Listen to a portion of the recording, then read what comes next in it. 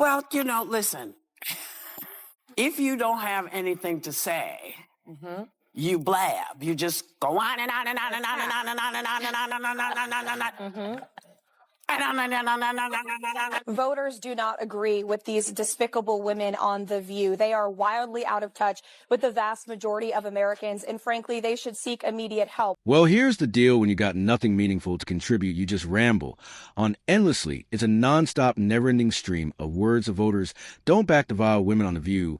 They're completely disconnected from the vast majority of Americans, and honestly, they should look into getting their message from IM Media Whoopi Goldberg, held court over The View for years, sitting at the top like royalty cutting off guest bulldozing, opposing views and presenting her opinions like they were undeniable truths, but in one jaw-dropping moment, her tight control over daytime TV unraveled before our eyes. And it was all thanks to Karoline Leavitt. Nobody saw it coming. The episode kicked off just like any other smug laughs eye rolls, and the typical panel of heads nodding along, all moving in perfect harmony with the show's left-leaning agenda. She's probably been put in there because, according to Donald Trump, she's a 10.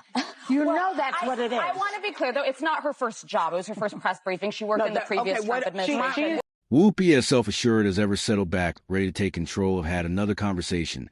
Then the topic of wokeness came up, a term that The View practically reveres, a concept they defend like it's the foundation of their very existence. Because honestly, it kind of is feeling invincible. Whoopi took the first shot, her trademark smirk making its appearance. She pointed at Karoline and boldly proclaimed, "Without wokeness, you wouldn't even have this job."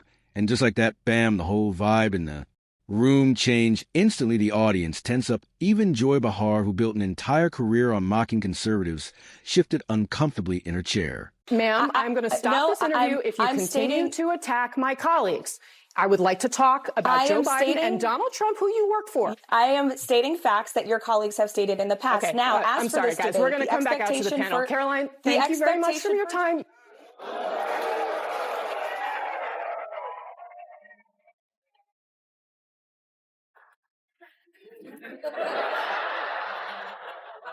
That was so good.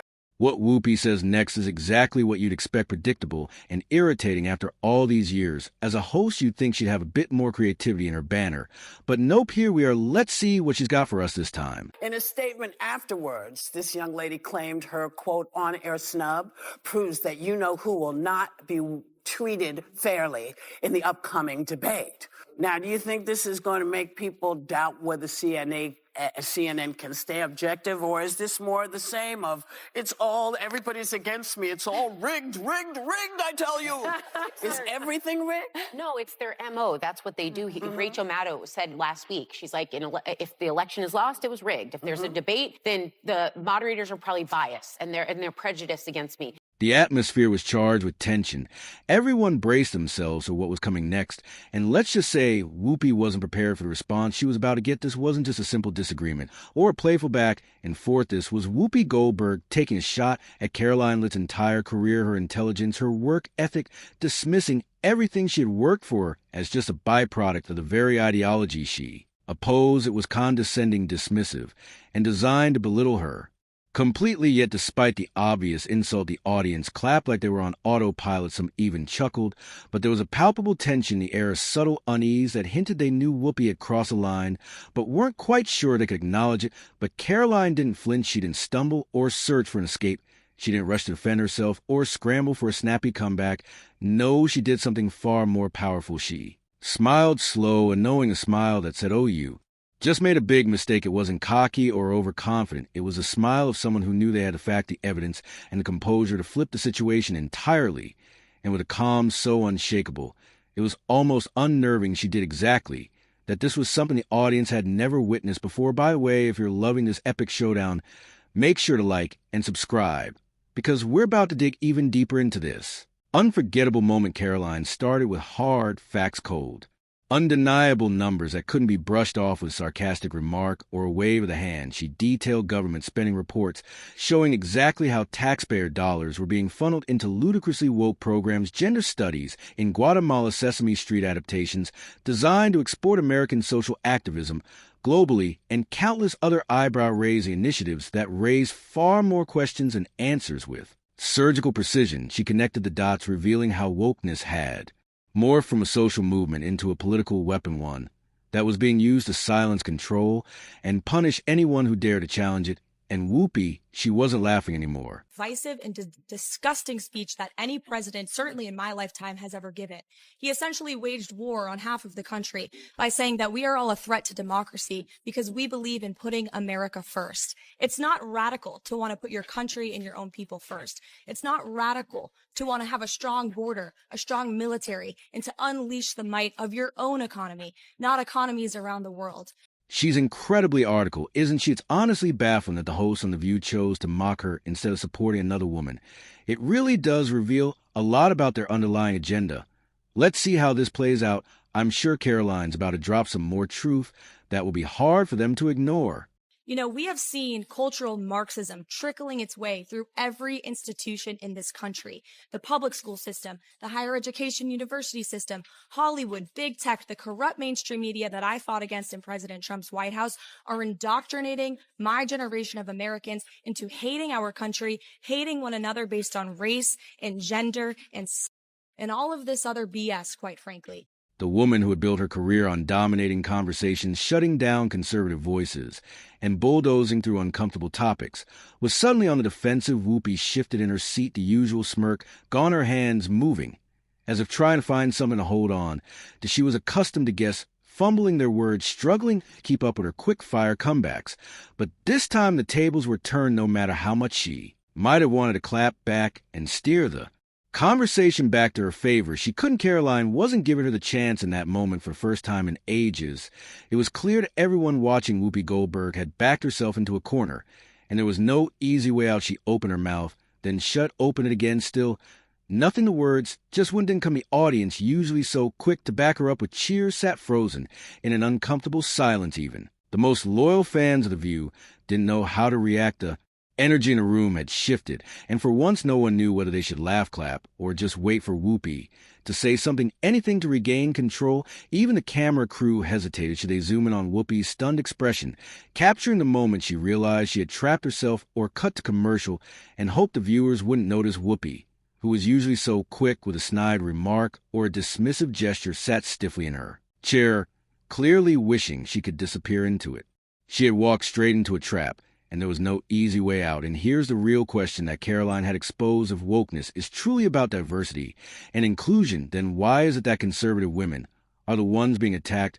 Why is it that those who preach tolerance turn vicious when confronted with someone who doesn't fall in line with their ideology? In that moment, Whoopi Goldberg realized she had no comeback, no sharp retort, no witty remark to turn the situation around. The silence dragged on, and everyone felt it desperate to recover joy. Bahar jumped in, trying to force out a nervous joke in a last-ditch attempt to break the tension, but the damage had already been done. Whoopi had done something that even she had never done before. She had completely unraveled on live television. Well, listen, if you don't have anything to say, you blab. You just go on and on and on and on and on and on and on and on and on and on and on.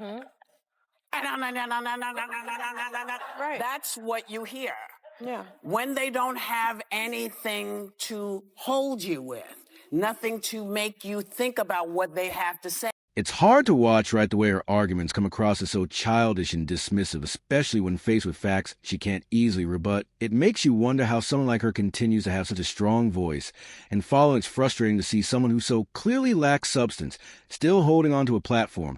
Maybe it's the way she's been ingrained in daytime TV culture for so long, but at this point you'd think she would have been replaced by someone who can bring more thoughtful discussion to the table. It's baffling.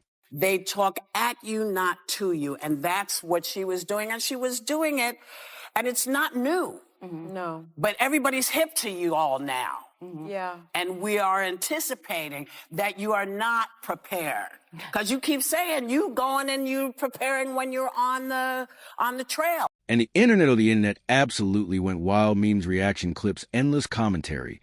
Within minutes, Whoopi's stunned reaction was all over social media, replayed on loop. But here's where it gets even more insane. This wasn't the first time Whoopi had gotten herself into hot water by running her mouth over the years. She's turned The View into a lawsuit factory, dragging ABC from one controversy to the next from toned deft comments about the Holocaust to her bizarre defenses of questionable Figures Whoopi's been the center of some of the most scandalous moments the show has ever had, but nothing hit ABC harder than the recent wave of defamation lawsuits.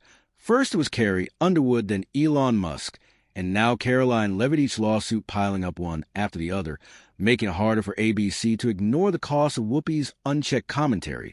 And the worst part this time, Whoopi couldn't blame anyone else she had. No one to throw under the bus. Let's talk about Carrie Underwood when Carrie performed at Trump's second swearing-in ceremony. Whoopi and her co-hosts attacked her mercilessly. They didn't just criticize her performance, they went full-on savage, mocking her and claiming she'd ruined her career, even suggesting she was now aligned with hate. The whole segment was a character assassination, and they expected Carrie to just sit back and take it. But Carrie, she did something no one saw coming. Instead of issuing some vague statement or vague tweet, she filed a $1 billion defamation lawsuit against The View. And when that case finally made it to court, something explosive surfaced, something that no one, not even Whoopi, was ready for. That you saw live on this program yesterday. Joy Behar stirring the pot of controversy after saying this about Carolyn.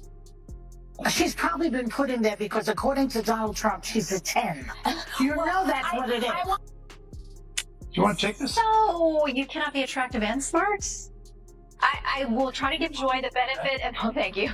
I try to give Joy the benefit of the doubt that she didn't see that briefing. Because if you saw that yesterday on numerous topics, no big binder, I think she might have had a different impression of this young woman who held her own. It's refreshing to see someone break free from a view scripted bias. Watching someone confidently stand their ground with facts feels like a win. ESP, especially when the usual voices start to unravel. It's satisfying to hear a different perspective free from the typical agenda. To give her the benefit of the doubt that she did absolutely no research or reading about anything dealing with Karoline Leavitt before she made that remark. Because Karoline Leavitt she went to St. Anselm College. She worked for WMUR Ran TV. for Congress? In New Hampshire. She ran for Congress at the age of 25. Put out a very good campaign. Karoline's stats are impressive, and it's great to see her getting recognition. On the flip side, Whoopi's accomplishments are harder to define these days. While she had a strong start in acting, her recent contributions seem more about stirring controversy than offering meaningful dialogue. Her status on The View feels more about tenure than any real value she's adding. Now it's tough to point to anything substantial she's done recently. She lost by 8 or 9 points, but she still put on a good campaign. Then she was the press secretary for the Trump campaign, going on TV literally every day. Well, heavily pregnant and a new mom. Pregnant. Yeah, she's a new mother. And then she goes out yesterday and gives an... Leaked emails revealed that ABC had intentionally orchestrated the attack on Carrie Underwood to boost ratings. It wasn't an accidental slip.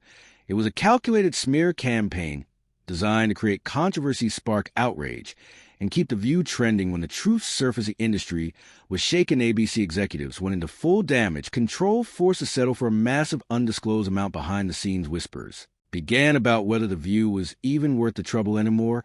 But just when they thought the storm had passed, Elon Musk happened. Whoopi and the host spent months portraying Musk as a dangerous figure and spread false claims about Twitter's policies under his ownership. Musk wasn't going to let that slide. He sued, and The View was back in crisis mode. Advertisers, once loyal to the show, started pulling back, tired of the constant scandals, the show's reputation, as a ratings gold mine began to tarnish, and big-name sponsors started questioning whether it was worth the risk. As the suits piled up the cracks and The View grew deeper, the once unstoppable force, led by Whoopi Goldberg, was now crumbling. Now with 3 lawsuits and advertisers jumping ship, the network found itself in full panic mode. The View was no longer the asset it once was, and ABC couldn't stop the spiral.